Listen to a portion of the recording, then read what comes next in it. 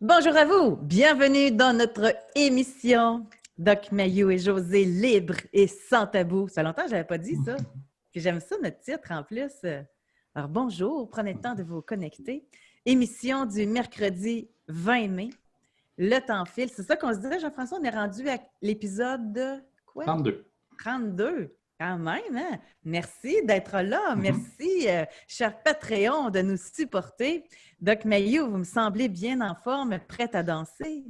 Jusqu'à temps que nous devenions insupportables. C'est ça. Mais le parler pour vous. Là, OK, je répète, jusqu'à temps que je devienne insupportable. Je fais des farces. Aujourd'hui, je voudrais juste mettre en lumière quelque chose. On en a parlé ce matin en meeting, puis j'ai vraiment trouvé ça intéressant. C'est que Jean-François, il a amené une nouveauté. Hier, il a diffusé l'extrait de notre meeting que vous avez fait sur l'idée de faire travailler, de payer les jeunes qui vont à l'école. Fait que si vous avez manqué l'émission, vous irez la réécouter. Exactement. Et voilà. Et on a fait une question sondage. Et dans l'émission, une forte majorité était en faveur de la solution Mayou. Et nous répétons les chiffres. Les hommes, 75% oui en faveur de payer les jeunes pour étudier, 25% non. Et chez les femmes, 82% oui. Et voilà. Hein? Et là, oui. Regarde bien ça. Jean-François a mis l'extrait sur la page Facebook. Et là, il y avait l'option sondage. Explique-nous comment tu as fait ça.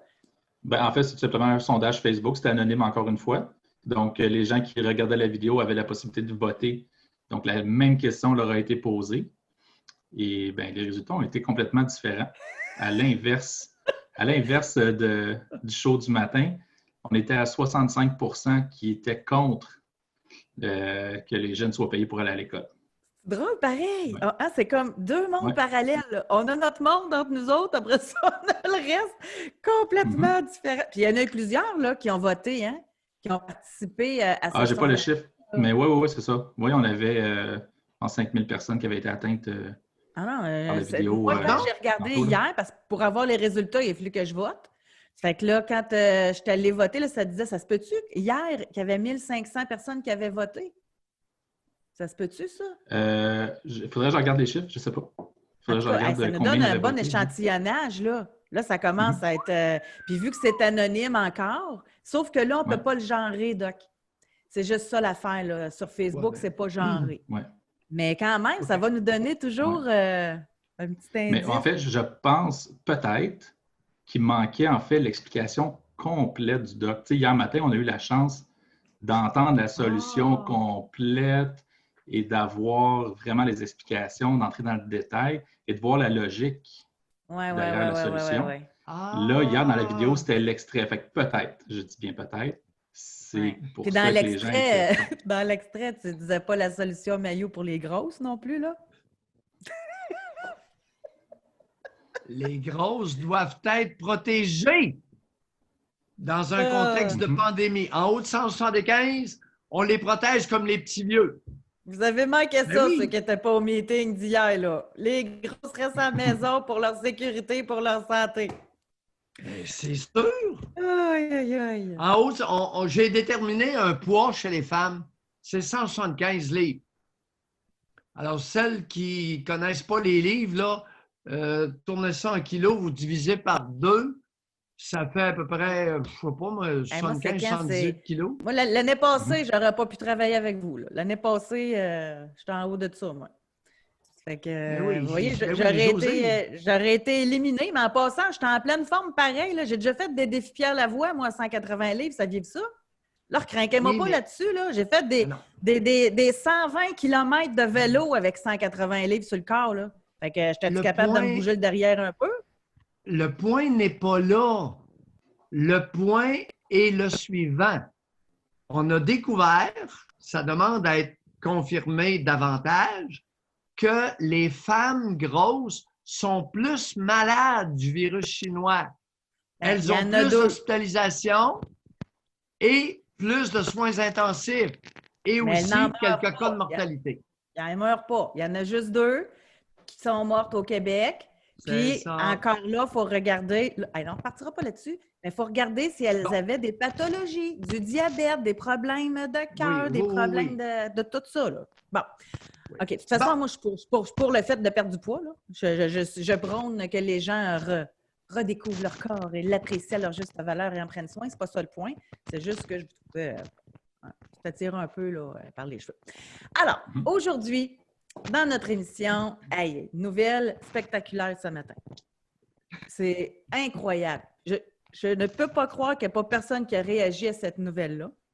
Et on va en faire notre sujet d'aujourd'hui. Est-ce que vous croyez à ça, vous, l'amour inconditionnel?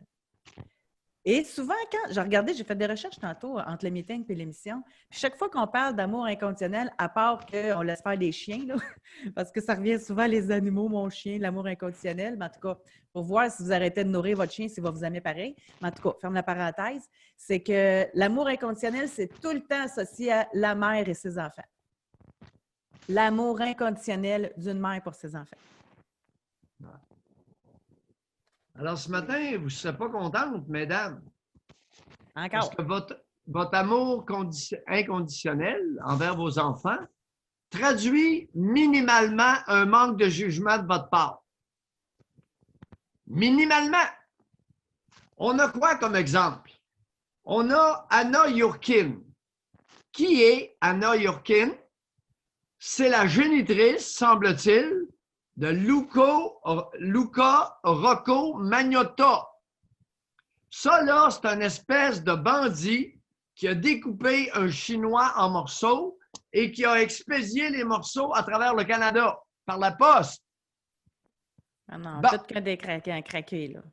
Ce matin, on nous informe qu'Anna Yurkin, publiquement, réclame la libération de son Rocco Magnotta de la prison de Port-Cartier, prétextant deux choses. Il est réhabilité et il pourrait attraper le virus chinois à la prison de Port-Cartier. D'abord, on va éliminer numéro 2. Numéro 2, vous n'avez pas Madame Yurkin. Épaisse, lisez sur les faits. Les prisonniers de Port-Cartier, nous a-t-on informé, 12 à 15, je crois, qui avaient été infectés, sont tous guéris. Seraient tous guéris. Alors, le problème n'est pas là. Même si Magnotta pogne le virus à Port-Cartier avec les bons soins, et soit dit en passant, merci les prisonniers de Port-Cartier de ne pas vous être révoltés, parce que c'est vrai que vous avez été contaminés par les gardiens. Vous n'êtes pas révoltés.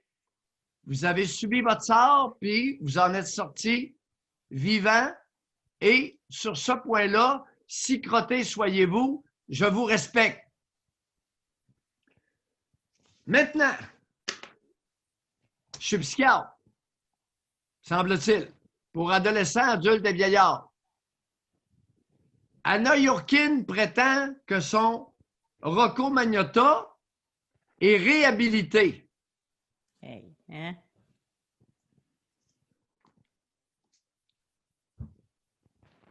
Je milite en faveur de la peine de mort. Normalement, il aurait dû être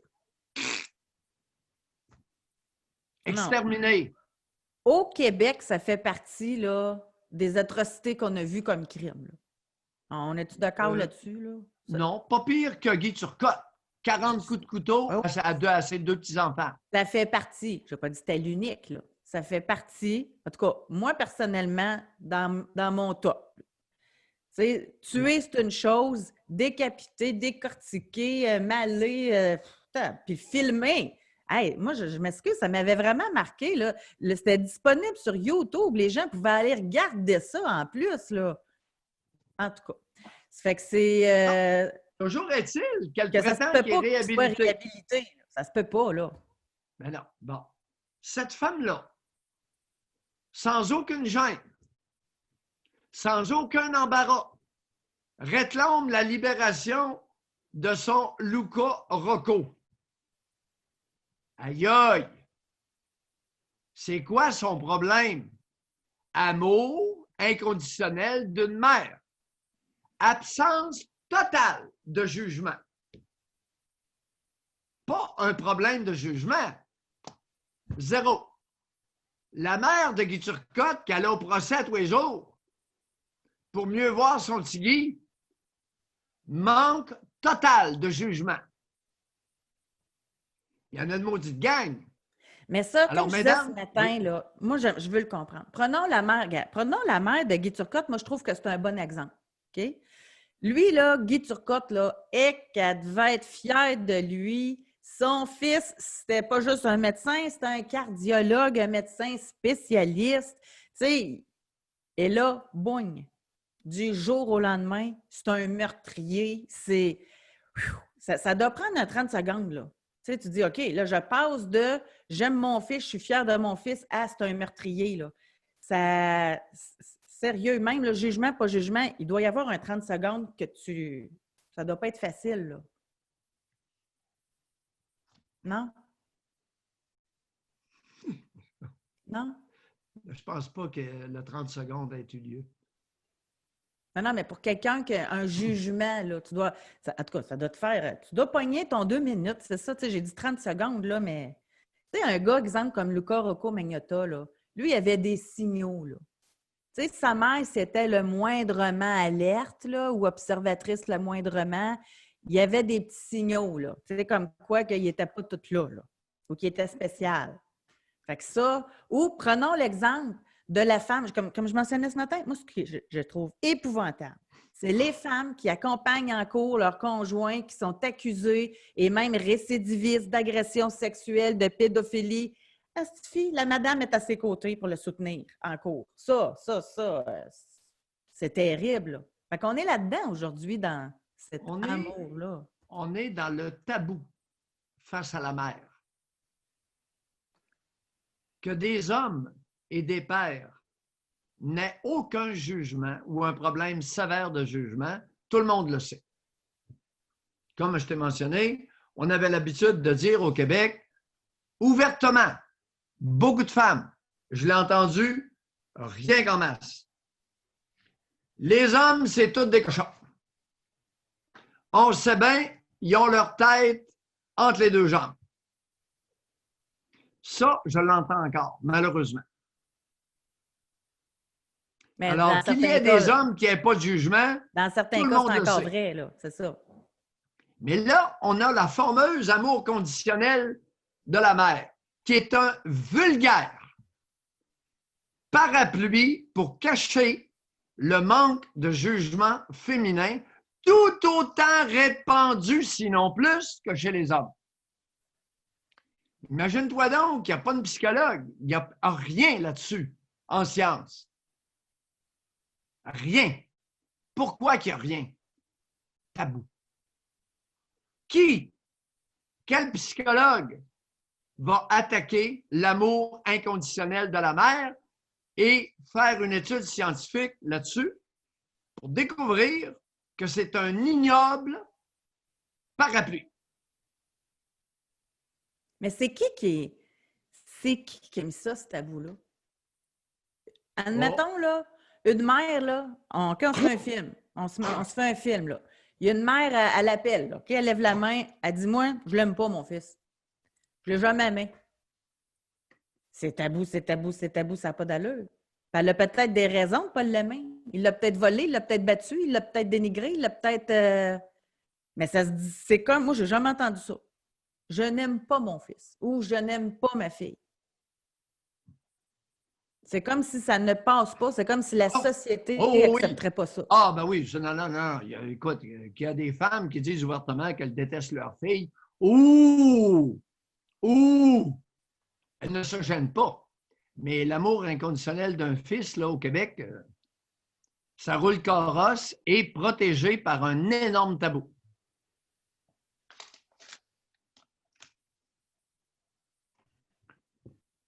Mère-fille, ça arrive plus souvent parce qu'on l'a entendu. Un peu plus, oui. Et souvent indirectement. de façon hypocrite. Évidemment, c'est féminin. Parce que Genre, t'étais un accident, je te voulais pas, mais ton père m'obligeait à te garder. C'est genre ça, là. OK. Mais vous, là, j'aimerais ça vous entendre, là. Vous, ça vous dit quoi quand on parle d'amour inconditionnel, là? Tu sais, exemple, là, une mère qui va donner de l'argent sans compter à son fils qui vient l'implorer de l'aider parce qu'il a des dettes de drogue.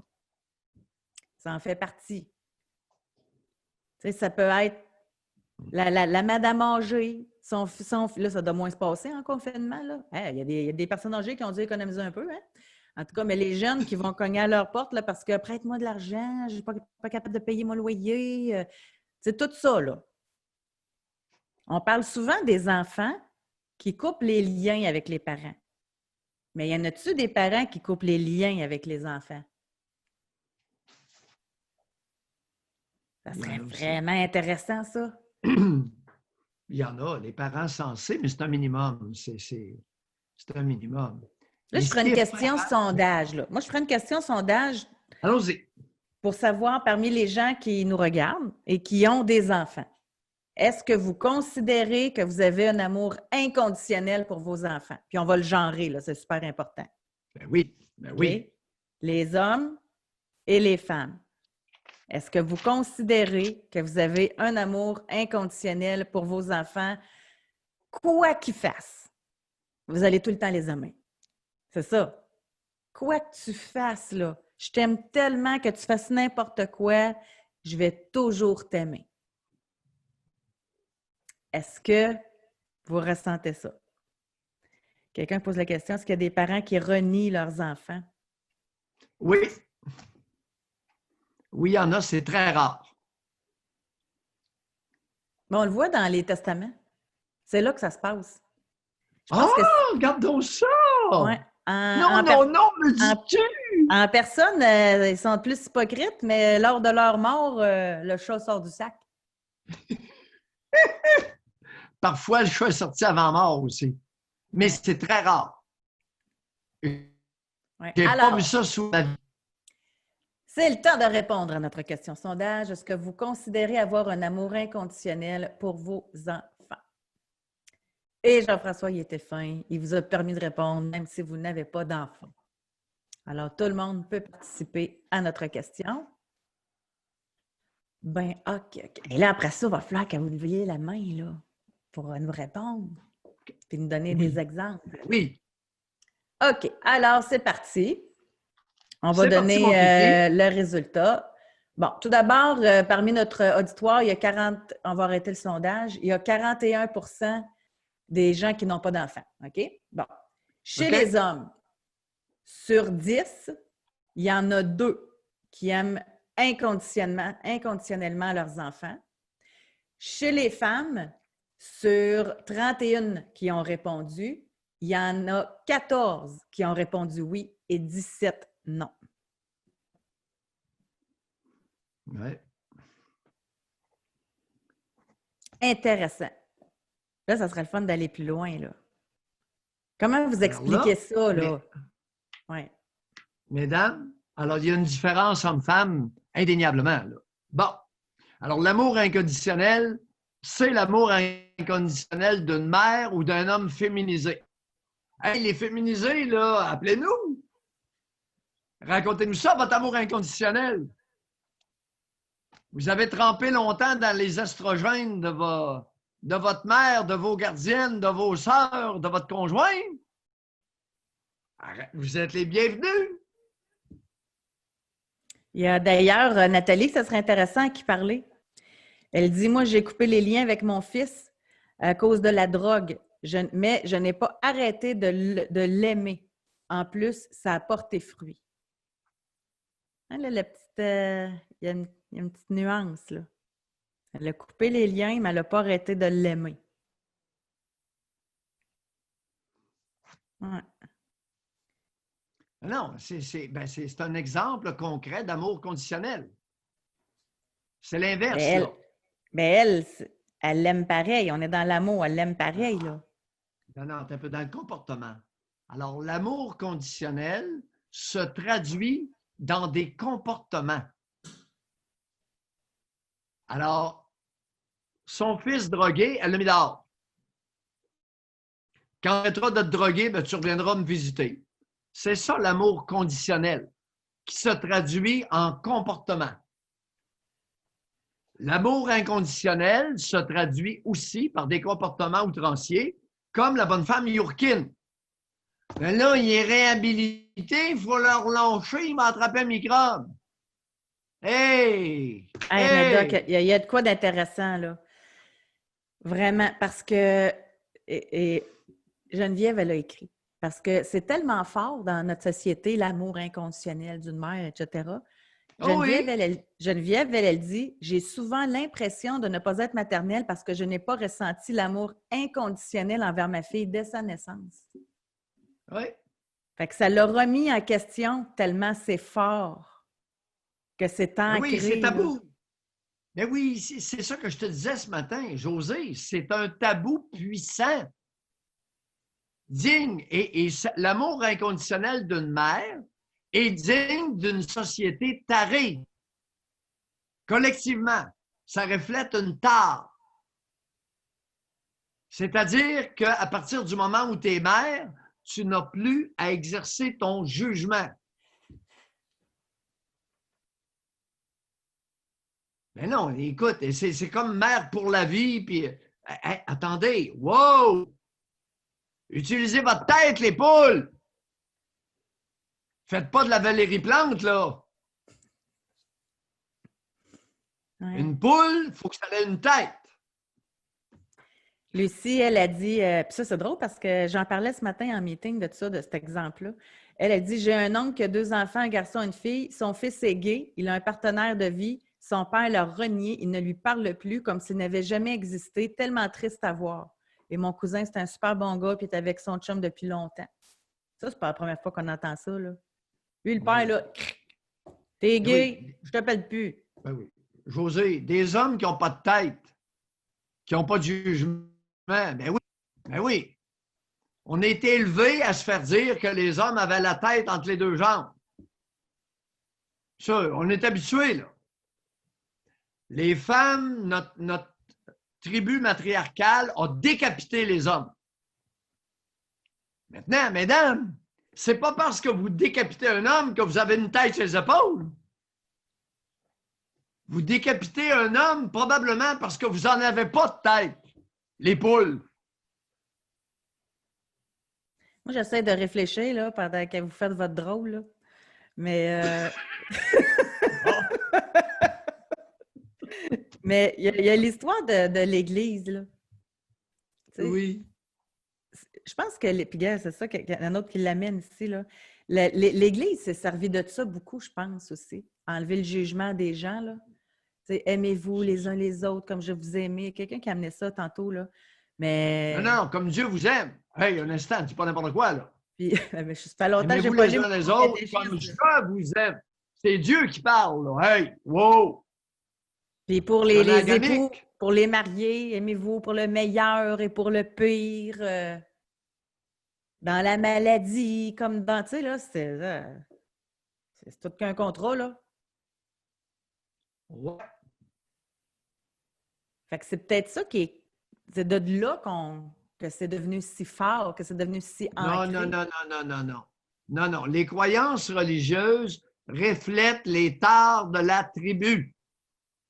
Non, non, non. C'est pas Dieu qui a créé l'homme. C'est l'homme qui a créé Dieu, José. Non, non. L'homme s'est créé comme les Sikhs, eux autres. Ils n'en voulaient pas juste un. Ils en voulaient une trollée. Les hindous, pareil. Les Sikhs, les hindous veulent une trollée de Dieu. Un se passer. Les Juifs, les catholiques, les chrétiens, les musulmans, eux autres, ils n'ont assez d'un. Puis en général, c'est Dieu avec son acolyte, son subalterne. Tu sais, c'est Jésus, c'est Mahomet, puis c'est ces cossins-là. Tandis que d'autres religions, eux autres, ils ont une multitude de dieux. Puis de déesses. Elles sont toutes belles en plus, hein? Ça donne de même. Ici, on a Sarah. Elle dit « Je me sentais anormal de ne pas ressentir de lien d'attachement envers mon fils lorsque j'étais enceinte, comme si on devait aimer un être qu'on avait même avant même de l'avoir rencontré. L'amour est un échange entre deux personnes, ce n'est pas à sens unique. » Ben oui, ben là, on est rendu avec... C'est pour ça que c'est important de parler du manque de jugement féminin. Alors, une tribu matriarcale est une tribu qui va déraper. Lorsque la pensée de notre société matriarcale sera quasi exclusivement féminine, vous allez être rempli d'atrocités, vous allez être une société inférieure. Ben oui, ça va être plein d'innocenterie. Tu sais, le lien d'attachement avec mon fils dans mon ventre. Hey, peux-tu attendre un peu qu'il sorte de là? Mais on l'a vu sur l'échographie. Hey! Et les poules! Un peu de jugement. Mais j'ai l'impression qu'il y a des mères qui ont senti cette pression-là. Si c'était seulement celle-là. Ouf! Les poules entre eux autres, là, eh boy, de temps en temps, ça le prend un coq. C'est pas nécessairement beau. Écoute, Anna Yurkin, publiquement, affirme que son fils, Rocco Magnotta, est réhabilité. Aïe, aïe, José. Personne conteste, excepté Mayou, évidemment. Mais ça se peut-tu qu'elle aussi, elle ait un problème de santé mentale? Non. Problème de jugement. Peu importe le reste. Pas de jugement. Soyons prudents. Il y a des personnes qui souffrent de schizophrénie, qui sont soignées et qui ont un maudit bon jugement.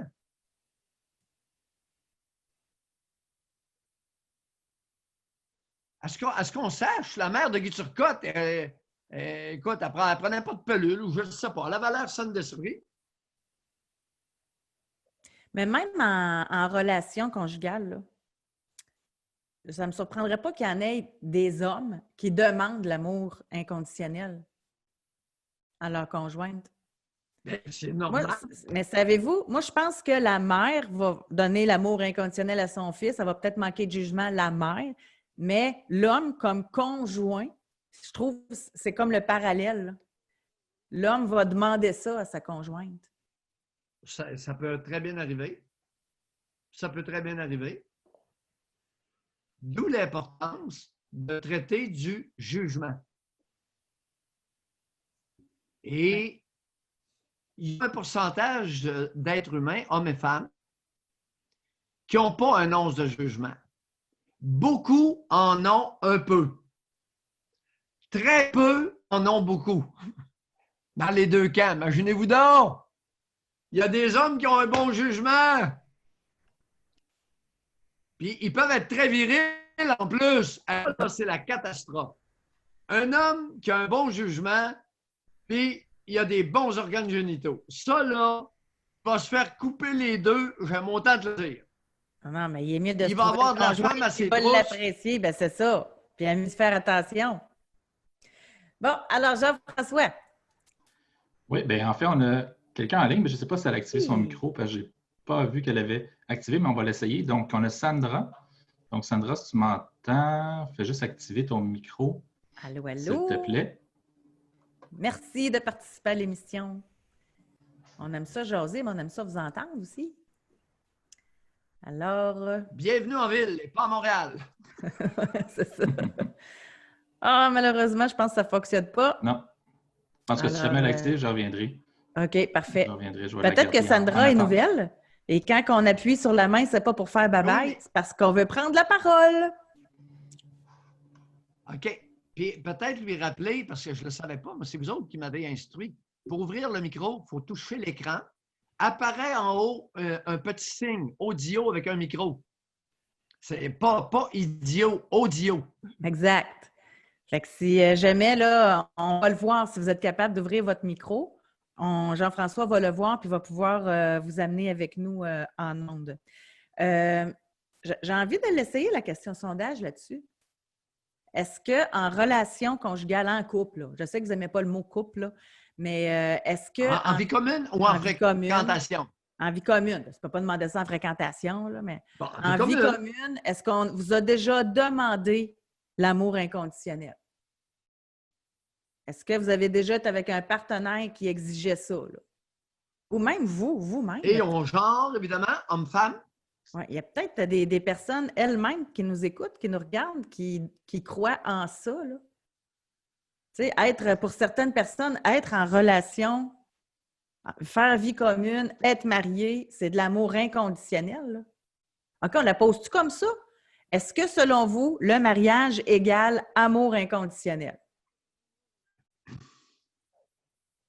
En même temps, de nos jours, je me réponds moi-même, mais en même temps, de nos jours, avec 50 de divorces, il y en a toujours bien une personne sur deux qui pense que non. Ça veut dire qu'elle n'a pas accepté quelque chose. Tu sais? Fait que ça tend peut-être Oui, puis, à... oui, puis s'il y a du monde offensé là, par mes propos, appelez. Parce que j'ai vu passer un petit commentaire à l'effet que ce serait idiot de ressentir un lien d'attachement avec je ne sais pas quoi. Je n'ai pas la phrase au complet, là, mais Ah, c'est parce que les gens sont restés sur le fait que Sarah, Sarah, si vous voulez nous parler en passant, ça pourrait être bien, là. Oh! Sandra est là? On a failli entendre Sandra. En tout cas, Ouais, ben, je OK. pense qu'elle est arrivée. Attends un petit peu. Oui?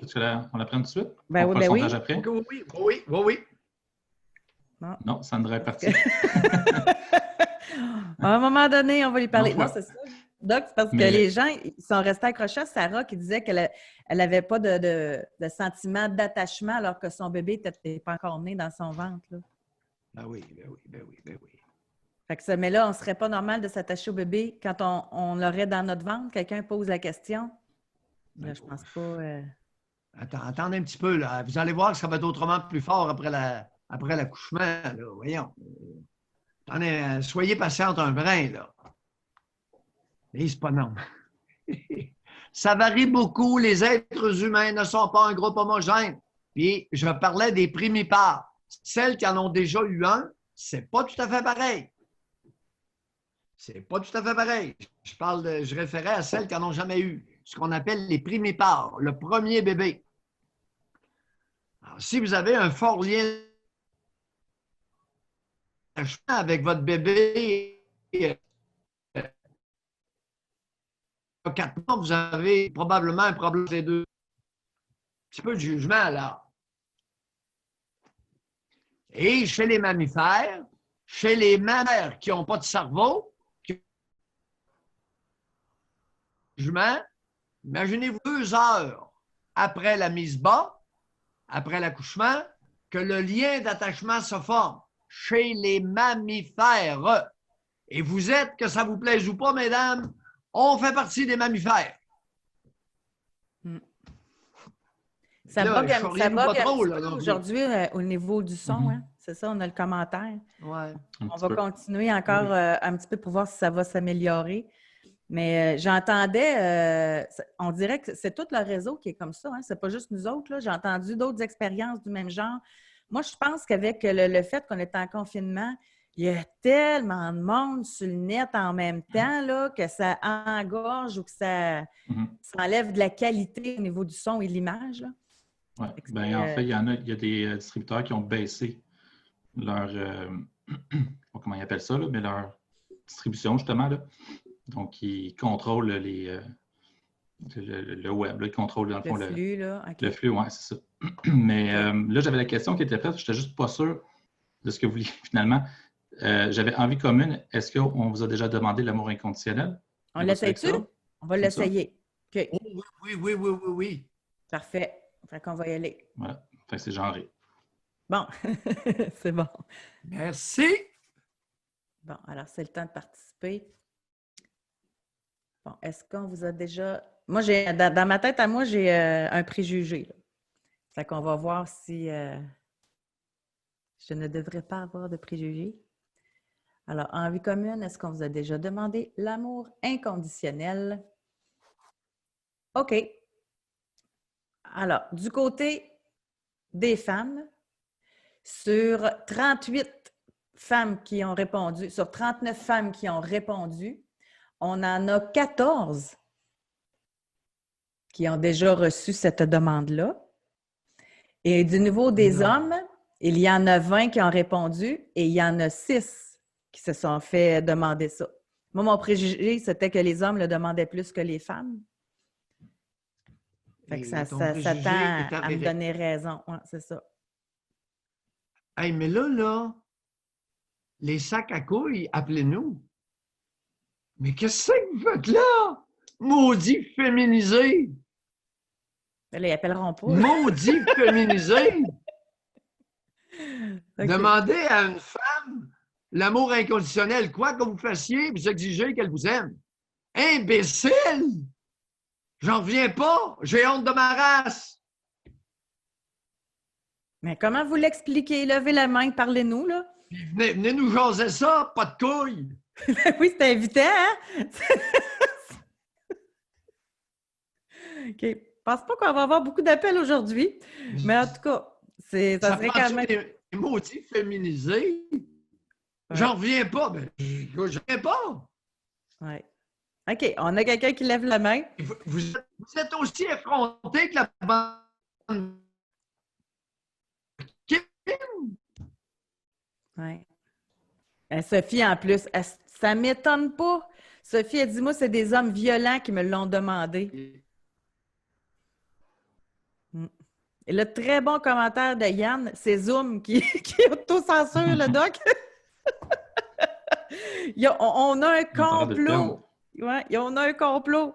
C'est pas le CRTC qui censure le doc, c'est Zoom. Mais là, complètement perdu, hein? OK, vous avez entendu, par exemple? J'entends. OK, on va continuer encore un petit peu, puis si ça ne fait pas, on va arrêter, là. Alors, ouais. Jean-François. Oui, on a Kevin. Bonjour, Kevin. Bonjour. Kevin. Kevin, fais-tu partie des hommes qui demandaient l'amour inconditionnel? Je l'ai fait. En fait, je vais faire quelque chose de très nuancé. Je ne voulais pas prendre la parole parce que j'ai déjà pris suffisamment de place. J'aimerais plus laisser la place aux autres, mais j'ai déjà été un féminisé. Et à un point incroyablement profond. Au point où je me mettais automatiquement dans la friend zone moi-même et je recherchais l'amour inconditionnel des autres. OK, Kevin, donnez-moi une seconde. Pas une seconde, mettons 20 secondes.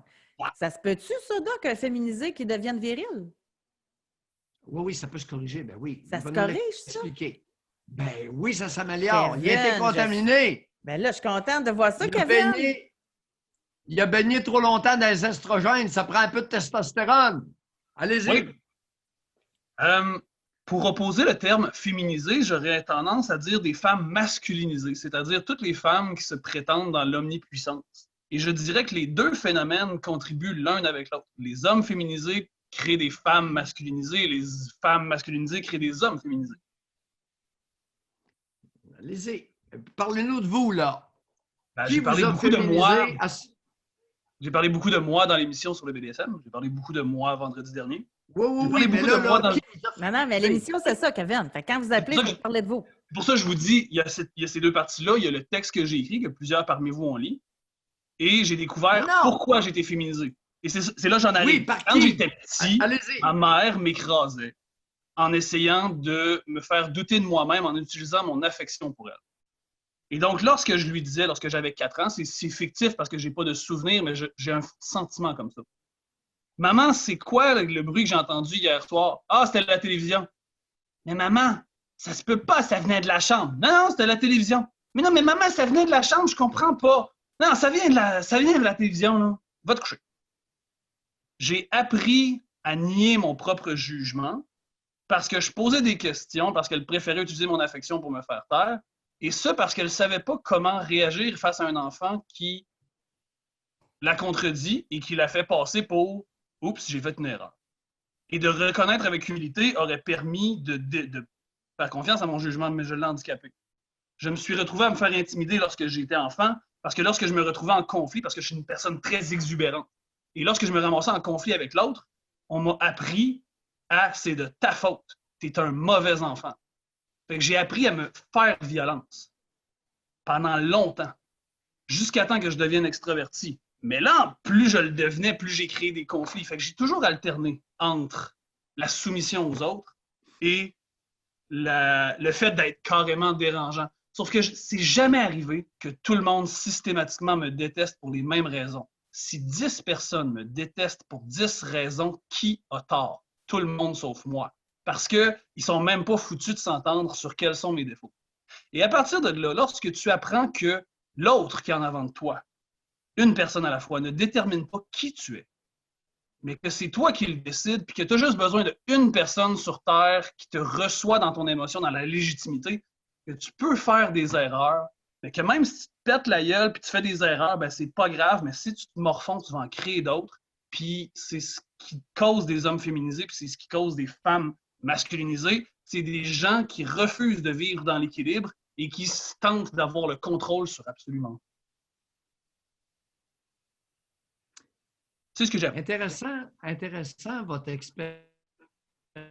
Lorsque vous parlez d'expérience personnelle vécue avec votre mère, vous êtes vraiment éclairant. Voulez-vous la perspective par rapport à mon père? Merci de votre contribution. Vous l'avez... Pardon? Voudriez-vous la réaction de mon père face à ma mère, face à moi? Mon père s'est infériorisé. C'est simple. Ma mère était une femme très intelligente. Mon père était un homme très intelligent. Mon père avait probablement des carences affectives profondes, ce qui fait que lorsque ma mère lui a couru après, il nous a raconté comment, il était mécanicien, puis elle lui avait amené une lasagne, puis tout. Il a vu quelqu'un qui prenait soin de lui sans qu'il ne demande rien et qui était intéressé par lui pour qui il était. Et ça l'a mis dans un état de dépendance. Et d'après moi, toute mon enfance, il a été terrorisé de... Tu sais, t'as les deux parents, puis il faut qu'ils s'équilibrent un moment donné. Puis il y en a un qui va déraper une fois, puis l'autre va déraper l'autre fois. Non. Hé, Kevin, finissez votre phrase. Okay. C'était succulent. Il était terrorisé. Terrorisé de faire face à ma mère lorsque elle n'était pas contente. Si, mettons qu'il était fâché contre le fait qu'elle se fâche contre quelque chose qui reflétait quelque chose en lui, il ne pouvait pas se fâcher contre elle parce qu'il ne pouvait pas antagoniser sa dépendance. Il était dépendant qu'elle reste. Il fallait qu'il évite les conflits. C'était plus facile pour lui de travailler plus d'heures que de faire face au fait que ma mère tentait de contrôler ses enfants parce qu'elle était terrorisée de perdre leur affection. Parce que le respect, c'est un chemin à deux sens. Et à la seconde où tu commences à l'oublier parce que tu es impatient ou whatever... Kevin, vous venez de décrire de façon exemplaire ce qu'est le matriarcat québécois. Oui. Un homme terrorisé d'affronter la bonne femme. Ça se résume à ça. Oui. Merci, Kevin. Ça s'appelle matriarcat, mesdames. Merci beaucoup de votre intervention. Mais j'aimerais ça continuer là-dessus. C'est quoi qui est le pire? D'après moi, ça s'équivaut, là. La femme qui agit comme ça, mais l'homme qui est terrorisé, ça dit quoi de lui? Tu sais, ça vient lui aussi de son enfance, ça vient lui aussi de son manque d'estime de soi. Tu sais, c'est bien beau mettre ça sur la faute de la femme, de mettre ça sur que c'est la contrôlante, qu'elle sème la terreur dans la maison. Mais l'homme, tiens-toi debout. Tu sais, il y a de ça aussi, là. Non, il ne peut pas. Il a été dompté à coups de claque depuis qu'il a l'âge de 2 ans et demi. Il est écrasé. Il a été écrasé par sa mère, de toute évidence. Il s'écrase devant une femme. Pourquoi j'ai tant milité puis dépensé 15 à 18 000 $ pour écrire un livre sur cesser les châtiments corporels envers les enfants? Pourquoi j'ai fait ça, José? J'ai flambé 18 000 de mon argent, de ma poche. Là, vous avez dû toujours bien en faire des profits, là? Non. Il y a du monde qui les a achetés. On n'est plus capable de les trouver, ces livres-là, ces tablettes. Il n'en reste plus. Non, ils sont tous disparus. Puis ils sont tous vendus. Non, ils ont été vendus, mais c'est moi qui l'ai financé. Oui. Puis ça n'a pas été réédité. Mais je vais revenir, parce que moi, ça m'interpelle. La femme, pourquoi elle choisit un homme comme ça aussi? Il y a ça, là. L'homme, quand elle le rencontre, il est tapis, il est écrasé par sa mère. Mais oui, mesdames, pourquoi vous avez besoin Pourquoi on a besoin d'un tapis, José? Pour s'essuyer les pieds. Une société matriarcale, c'est une société où les femmes s'essuient les pieds sur leur conjoint. Une société patriarcale, c'est une société où la femme est moins importante que l'âne et le cheval. Mais là, ce que vous dites, c'est qu'il y a beaucoup de femmes qui aiment ça, avoir un homme tapis dans leur vie. Hey, ça doit être le fun à voyons, ça. Au Québec, la vaste majorité, c'est plein. On est une tribu principalement matriarcale, pas exclusivement. Ça, on va en faire un sujet complet là-dessus. Votre choix de partenaire, là. José, quel est le pourcentage autour de toi de conjoints qui ont un rapport égalitaire? Ta propre expérience personnelle. Serais-tu capable de lever 3 doigts? Bon, rapport égalitaire. Quand on était en radio, je faisais ça. Bon, on va aller prendre un appel. Ou, c'est le temps de faire une pause publicitaire. Là, j'ai plus d'échappatoire. Ben, Jean-François, il arrive pour me sauver. Je suis là à ta rescousse. Excellent. On y va avec Mathieu. Mathieu qui est là. Bonjour, Mathieu. Allô, les amis. Oui, bonjour. Bon, juste au cas où vous ne me replaceriez pas, moi, j'ai su le gourou anticomplotiste de vendredi dernier. OK.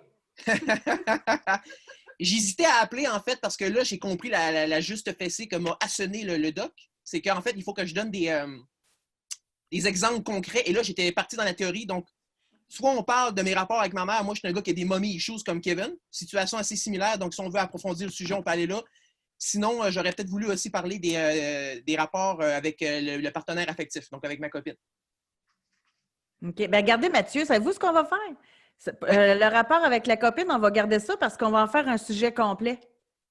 Parfait. Fait que vous rappellerez. Fait que là, on va garder le sujet d'aujourd'hui, là. OK. Fait que, bon, moi, j'ai des mommy issues dans le sens que, juste pour vous donner un peu de background, mon père... Non, attendez un peu, là. Mommy issues. Non. Wow. Vous me perdez en partant. Les problèmes avec la mère. Mommy issues. Ouais. Mommy issues, daddy issues, ça veut dire, dans le fond, que j'ai des rapports problématiques avec ma mère. Il y en a, c'est avec leur père, moi, c'est avec ma mère. C'est un anglicisme. OK, là, vous parlez français. Rapport problématique avec votre mère. Racontez. Oui, donc moi, pour donner un peu de background, mon père, c'était l'aîné dans sa famille, ma mère, c'était la cadette. Et mon père, lui, son père à lui était multimillionnaire. C'était un homme, c'était un alpha, un véritable alpha. Je ne l'ai jamais connu parce que du fait que mon père a divorcé de son premier mariage parce que sa femme le trompait, son père n'a jamais accepté ça. Il lui a dit qu'il aurait dû rester là pareil. Donc lui, il a choisi de divorcer pareil. Quand il a rencontré ma mère, son père, évidemment, comme c'était le bonhomme alpha, lui, il n'a jamais, dans le fond, comme tous ceux qui sont autour de lui ont dû prendre son pli. Ça n'a jamais été accepté. Non, Mathieu. Étiez-vous là lorsque vos parents ont vécu ce que vous venez de raconter? Non, c'est effectivement de l'information de seconde main. Le monde mente comme il respire, mon pauvre Mathieu. Alors là, vous allez arriver à votre relation avec votre génitrice. Parfait. Donc moi, ma mère, c'est une contrôlante, mais c'est une contrôlante par faiblesse. C'était quelqu'un qui avait été contrôlé beaucoup dans son enfance, fait qu'elle, dans le fond, elle aimait ça, de se donner l'illusion de contrôler les choses. C'était quelqu'un, par exemple, qui ne voulait pas que j'invite d'amis parce qu'elle disait que mes amis allaient jouer avec mes jouets, puis c'était des voleurs, puis c'était des jaloux. Et que dans le fond, ce n'était pas réellement mes amis, c'était juste des gens qui étaient là pour venir profiter de ce que moi j'avais. Parce que ce que moi j'avais, en réalité, c'était une illusion, c'était ce qu'elle avait parce qu'elle s'offrait des choses à elle-même au travers de moi. Ma mère a choisi comment j'allais me vêtir jusqu'à l'âge de 14 ans pour aller à l'école. Il a fallu que je me batte avec elle pour qu'elle arrête. Il a vraiment fallu que carrément que je me plante devant elle et que je lui dise, là, c'est fini. Je vais choisir qu'est-ce que je mets. Là, elle me répondait, oui, mais c'est parce que là, tu vas avoir l'air d'une crotte de poule, puis moi, je vais avoir l'air de quoi? Moi, je vais avoir l'air de quoi quand les gens vont me voir? Et là, c'était des crises d'hystérie de ce genre-là.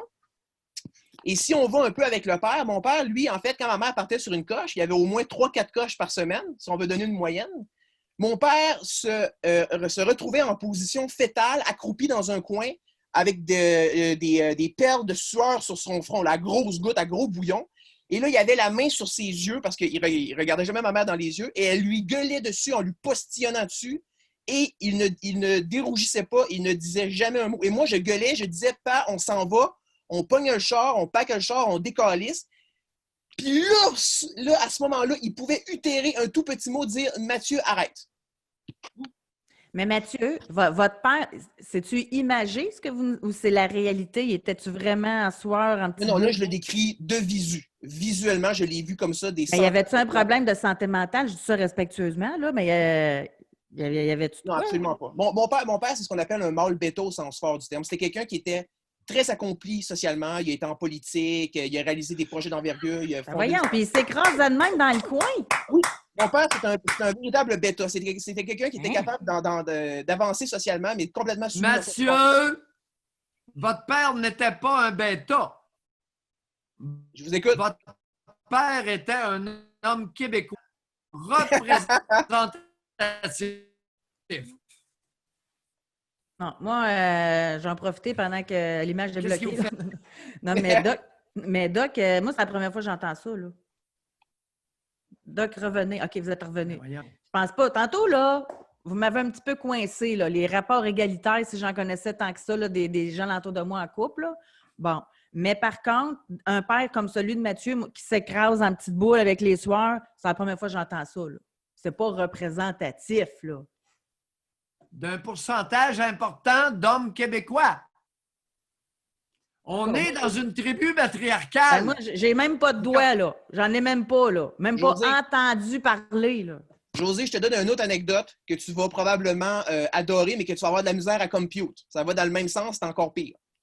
Donc, on revenait, en fait, on revenait chez nous, et là, on passait devant la maison, l'ancienne maison où mon père habitait avec sa première femme, qui était toujours à lui, cette maison-là, je crois, à ce moment-là, quand j'étais encore très jeune. Il n'avait pas encore... Parce que lui, en fait, ce qui est arrivé, c'est qu'il le léguait à ses enfants, puis automatiquement, il leur donnait à sa première femme, là. Mais ça, pour ma mère, c'était une source de bagarre continuelle, parce qu'elle disait que du fait qu'il possédait encore la maison, puis là, il payait une pension, donc il était toujours lié à cette femme-là qu'elle appelait Momone, puis genre, la truie à Momone et compagnie. Donc, elle était toujours en train de l'insulter à dominem dans la maison. Et à un moment donné, on passait devant la maison, puis là, mon père, il a dit « Peux-tu arrêter, s'il te plaît? » Et là, il est arrêté pour prendre le courrier dans la boîte à lettres. OK? Puis je pense que dans le fond, ce qu'il disait, c'est qu'il pensait que c'était peut-être des papiers par rapport à la maison, je ne sais pas trop quoi. Ma mère a fendu une coche. Et là, effectivement, elle, c'était le... Puis là, je vais encore faire un anglicisme, j'expliquerai après. Elle te faisait le silence treatment. Traitement de silence. Donc, elle ne te parle plus, ne t'adresse plus la parole, elle ne te regarde plus. Moi, elle me fait ça à un moment donné pendant 3 mois. Peut-être qu'à un moment donné, on pourrait en reparler. Pendant 3 mois, elle a cessé tout contact avec moi, puis on habitait dans la même maison. J'avais à peu près 11 ans. Donc, et là, on est rentré à la maison. Ma mère, crise phénoménale dans la maison. Elle crisse mon père dans son char, puis elle pack toutes les affaires. Elle pogne son linge, elle pogne tout ce qui était à lui. Elle a pogné le caméscope à l'époque. Pas le caméscope, le vidéoscope, je ne sais pas trop quoi, le truc avec les cassettes VHS. Ah oui. Elle a tout pris ça, elle a crissé ça dans le char sur mon père, qui était couché sur la banquette arrière. Là, il était couché sur la banquette arrière. Oh, et puis elle a tout collissé ça sur lui. Là, à ce moment-là, on va se dire, mon père... Tu sais, il a pris le char, il est parti à l'hôtel, quelque chose, t'es allé chez un chum. Non, il est resté là pendant 36 heures. Il est resté là, en dessous de son stock, dans le char, sans dire un mot, sans broncher, sans rien faire, pendant 36 heures, jusqu'à temps qu'elle aille lui redonner signe de vie. Et là, elle l'a rapatrié. Eh boy.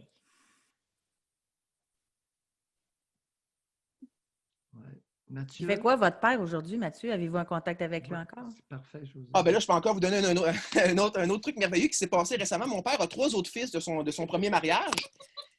Puis avec Momone. Avec Momone. Et là, ils ont une dizaine d'années de plus que moi pour vous donner un range. OK? Donc, ils sont mariés avec des enfants, là, pour la plupart. Mais l'affaire, c'est que ma mère, en fait, elle les déteste parce que finalement, à cause de ce que je vous ai dit au début, mon père a été déshérité de son père multimillionnaire. L'enfant est allé à ses 3 enfants. L'enfant qui lui revenait à lui est allé à ses 3 enfants. Ma mère n'a jamais l'argent. Ma mère n'a jamais digéré ça. Donc, elle lui a interdit de parler à ses 3 premiers fils. Okay? Ça fait à peu près 5-6 ans de ça. Donc là, il a une injonction de communiquer avec ses 3 premiers fils. Il le fait quand même en secret. Moi, je suis au courant. Il me dit, n'en parle jamais à ta mère. Jamais, Mathieu, je t'en supplie, n'en parle jamais à ta mère. Mais là, il y en a un qui m'a écrit récemment, celui qui est entre les deux. Il m'a écrit pour avoir des nouvelles, etc. Puis là, moi, ça faisait déjà au moins une dizaine d'années que je ne l'avais pas vu. J'ai dit, ben, parfait, on va se rencontrer. En plus, il habite dans le même bout que moi. Fait qu'on se rencontre, puis on parle, nanana. Là, je lui explique un peu la situation parce que lui, dans le fond, c'était silence radio complet. Il ne comprenait pas ce qui s'était passé. Mon père avait totalement cessé d'interagir avec lui. Fait que là, je lui explique un peu la situation. Là, il vient chez moi, nanana, puis là, à la fin, comme en plus, on arrive pour se dire bonne soirée, tout, puis il commence à me pleurer d'un bras. Il était totalement ému. Donc là, moi, j'ai dit, gars, fais-moi confiance, je vais parler à mon père, je vais essayer de voir qu'est-ce que je peux faire. Là, je comprends que, genre, tu sais, comme. Là, je me disais, tu sais, en même temps, crise la quarantaine un peu pour lui. Je me suis dit, gars, je vais essayer de t'aider avec ça. Fait que là, je parle à mon père et tout par rapport à ça. Puis là, genre, je me frappe à un mur. Et donc, moi, je le rappelle, puis je lui dis, écoute, gars, on va jouer le tout pour le tout, débarque là. Débarque là-bas. Puis j'ai dit, gars, moi, ma mère, il faut que tu tiennes ton bout avec, parce que c'est une fausse contrôlante, elle est faible en réalité, il faut que tu la casses. Une fois que tu vas l'avoir cassée, tu vas être capable d'y rentrer quelque chose dans la tête. Fait qu'il me dit, OK. Fait qu'il s'est pointé là. On a appelé ça le siège. Le siège a duré 7 heures. Ben, tabarnak, il n'a jamais réussi à briser ma mère. Ben, je veux dire, ma mère, elle va faire une crise d'hystérie, elle va broyer, elle va être en larmes, elle va crisser des affaires à terre, oui. Mais pendant 7 heures, il s'est essayé, il n'a pas réussi. Mais là, le clash que ça l'a créé après, mon père m'envoie un email. Non, excuse-moi, ma mère m'envoie un email, c'est rare qu'elle m'écrit. Elle me dit, on a eu une attaque de ruée. Mon nom de famille, une attaque de ruée. Et là, elle était, Mathieu, tu ne créeras pas à ça, il est débarqué ici, le calice, puis nanana, puis là, il veut son père, puis il y a eu l'héritage, puis nanana, le gros truc. Et là, à ce moment-là, mon père, il me dit, Mathieu, on a évité le pire, on a évité le naufrage. Je t'en supplie, ne dis jamais à ta mère que tu as rencontré mon autre fils. Ne repars jamais de ça. Et je suis allé avec ma copine, qui est évidemment au courant de tout ça. On est allé les voir cet été. Et c'était un sujet tabou. Il ne fallait pas en parler. Et mon père, moi, je lui ai dit, mais comment est-ce que tu peux tolérer ça? Puis il me dit, Mathieu, je ne peux pas quitter ta mère. Non, mais... C'est inimaginable, je ne peux pas la quitter, puis pourtant, elle le domine complètement. Mes parents sont confinés ensemble dans une danse macabre. Et bien avant, parce que là, tu sais, je veux dire, c'est des personnes âgées, mon père a 74 ans. Bien avant que la quarantaine commence, mes parents étaient totalement confinés. D'ailleurs, ma mère a blacklisté certains commerces dans ma ville natale où elle ne va plus du tout pour ne plus rencontrer personne parce qu'elle haït le monde. Et mon père a encore injonction à ne pas aller dans ces commerces-là où ma mère ne va pas. Mais là, en passant, il se mérite, là. Hein? Ça va être la conclusion de notre émission, là. Tu sais, votre mère, c'est quelqu'un, mais votre père, autant est comme ça. Il endure tout ça, il fait rien, puis il reste avec elle, puis il lui obéit, puis... C'est que je sais pas comment il gaule la POC, parce que dans le fond, mon père, son père, à lui, c'était un alpha. Puis ça, je l'ai compris sans avoir rencontré le bonhomme, parce que genre mon père lui, ne lui adressait plus la parole à cause de ma mère qui ne voulait plus qu'il lui adresse la parole. Mais en même temps, mon père avait un contentieux avec lui, mais ça aurait peut-être pu se régler si ma mère n'avait pas été là. C'était un truc de... Mon père avait contribué à fonder une business, une laiterie avec lui dans sa jeunesse. Il avait été directeur marketing, puis tout, puis ça avait très bien fonctionné. Ils ont vendu ça à gros peu, puis à ce moment-là, genre, mon père a été licencié genre par les nouveaux acheteurs, puis il n'a comme jamais pardonné ça à son père. Bon. Mais vous retenez de qui, Mathieu? Juste pour finir, là. Vous... Ben, moi, je dirais que je suis un intello comme mon père. Mon père, c'est un intello, parle beaucoup, etc. Fait que ça, ceux qui me connaissent, moi et mon père, nous font souvent la remarque. Donc, je suis un intello comme mon père, mais j'en ai pas mal plus dans le casse comme ma mère. C'est-à-dire que je suis capable de me défendre si on me rentre dedans. Là. Okay. Mathieu, je vous incite à examiner une autre explication que celle que vous venez de mentionner. Je ne crois pas que vous ayez hérité de ce gène-là de votre mère, mais bien transmis par votre père venant de votre grand-père. C'est possible. C'est possible. Je le sais que le gène est dans la famille. Mon père, lui, a fini bêta parce que, comme il disait, on était du cheap labor pour son père. Non. C'est pas tout le monde qui l'a, ce gène-là. C'est un gène qui est porté par beaucoup de monde, mais qui trouve peu d'expression dans la nation canadienne française. Alors, merci beaucoup, encore une fois, merci, de Mathieu. votre intervention. Vous êtes vraiment intéressant lorsque vous parlez de vous. Effectivement. Hey, mais moi, j'apprécie chaque fois que quelqu'un prend la parole. Ça nous fait découvrir notre Québec. Hein? José, ce qu'ils viennent de raconter, là, c'est fréquent au Québec, dans la nation canadienne française. Hein? Fréquent! Moi, c'est tellement l'histoire de, tu sais, le monsieur qui a fait de la politique, monsieur Intello, monsieur, son père, là. Ben oui. Qui reste dans le char pendant 36 heures avec ses guenilles, puis les caméras vidéo, puis tout, jusqu'à temps que la madame vienne lui dire « Viens-t'en ». Ben oui. On connaît pas le monde, hein? Non.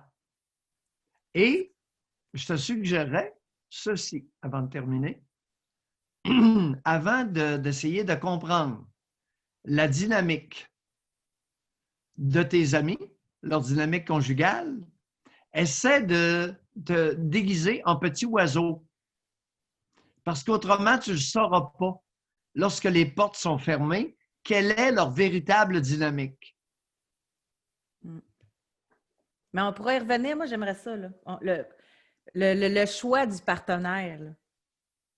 Est-ce qu'il est-tu conscient? Tu sais, quand vous dites qu'il y a beaucoup de femmes qui veulent des hommes tapis, la femme, elle se dit-tu, je veux un tapis, je me cherche un tapis, là? Ben non. Regarde. C'est pas beaucoup de femmes, c'est presque toutes les femmes. OK, on va y revenir. On est une société matriarcale, principalement. Presque toutes les femmes rêvent d'avoir un tapis pour s'essuyer les pieds. Maintenant, de plus en plus, là, il y en a qui se tannent du tapis et qui se prennent un amant. Bon. Un tapis à clous. Comment? Ils se prennent un tapis à clous. OK. Bon, ben on va se quitter là-dessus. Puis ça pourrait même être demain. On pourrait même virer ça parce qu'on n'a pas fait de sujet de sexe cette semaine. Là. Ça fait que on pourra y aller là-dedans, le choix de partenaire, mais ça va aussi avec partenaire sexuel. Dominant, dominé. Il y a peut-être un lien à faire. En tout cas, la mère, je suis surprise qu'il n'ait pas posé la question, mais la mère à Mathieu, elle devait bien avoir quelques qualités pour que le monsieur reste de même. Là. Ça fait que... Oh, c'est encore drôle. Une société matriarcale est une société où le rapport dominant-féminin est prédominant et cautionné par la collectivité. À demain. On jase de tout ça demain. Ça va être intéressant. Je suis déjà en train de réfléchir puis je suis certaine que je ne suis pas la seule à le faire. OK. Merci beaucoup. Merci Bonne journée. d'avoir été là, tout le monde. À demain. Bye. Merci. Bye.